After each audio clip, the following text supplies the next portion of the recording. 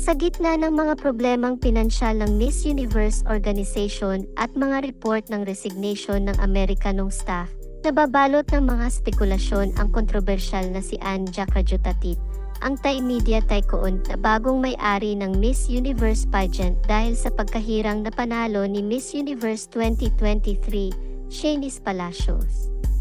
Tila mayroong mas malalim na dahilan sa likod ng kakaibang pangyayari sa prestihiyosong Miss Universe pageant. Marami ang nagsasabi na ito ay masusing plano ng bagong owner ng Miss Universe upang mapalapit at makalikom ng suporta mula sa Latin American countries dahil ilang linggo bago ang Miss Universe, matatanda ang nag-file ng bankruptcy ang JKN Global Group, ang nagmamay-ari ng Miss Universe. Ito ba ay isang diskarte upang makalikom ng pera o ito ay isang diskarte upang baguhin ang larawan ng kompetisyon? Umusbong naman ang suporta kay Michelle D sa social media, kung saan sinasabi ng ilan na mas mahalaga ang dignidad at integridad kaysa sa paghangad sa korona. Ang mga tagahanga ay naglabas ng mga mensahe ng suporta, hindi dahil sa kanyang tagumpay, kundi dahil sa kanyang magandang ipinakita na nagbigay ng karangalan sa ating bansa. Samantala, dahil sa suporta ng ating mga kababayan, Miss Universe Philippines, Michelle D, tila tanggap ang hindi niya pagkakapasok sa top 5 ng kilalang Miss Universe pageant.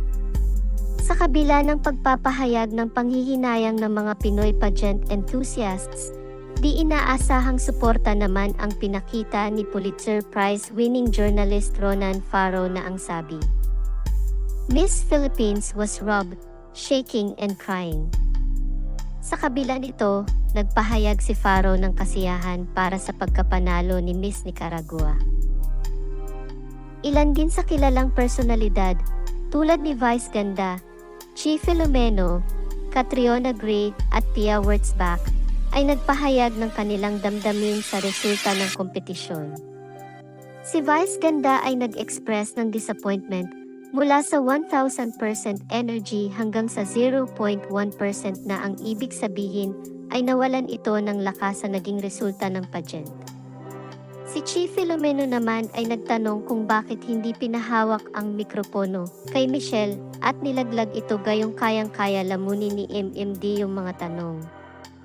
Si Catriona Gray ay nagpasalamat kay Michelle sa ipinakita nitong performance at nagbigay ng suporta para sa mga susunod niyang hakbang. Si Miss Universe 2015 Pia Wurtzbach naman ay nagpahayag ng suporta kay Michelle. Sa isang video, sinabi ni Pia na deserving si Miss Nicaragua sa panalo, ngunit itinanong pa rin niya kung ano ang kinahantungan kung nakapasok si Michelle sa top 5 at nakasagot sa question and answer portion. Narito ang video.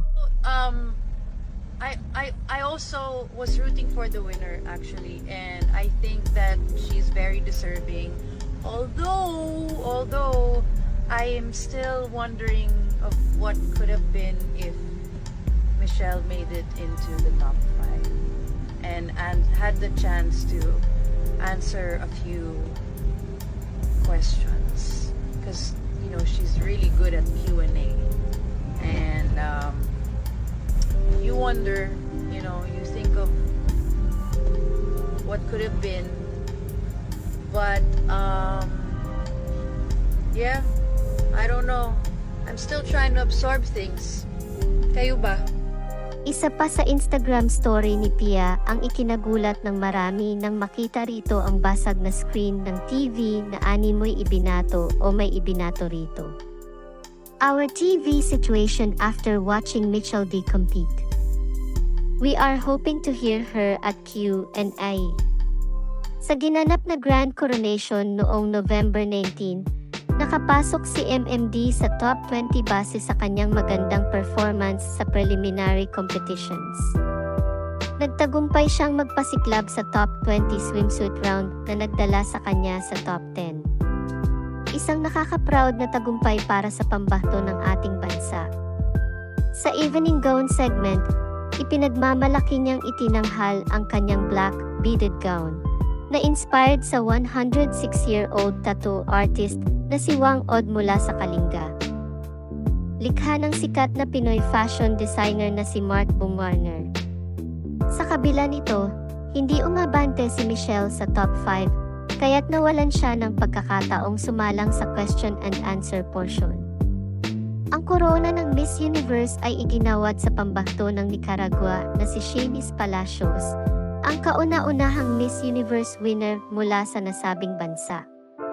Bagamat hindi siya umabot sa top 5, ipinakita ni Michelle ang kanyang lakas sa fan vote via Miss Universe app, naging gold winner sa Voice for Change competition, at nasungkit ang Spirit of the Carnival Award.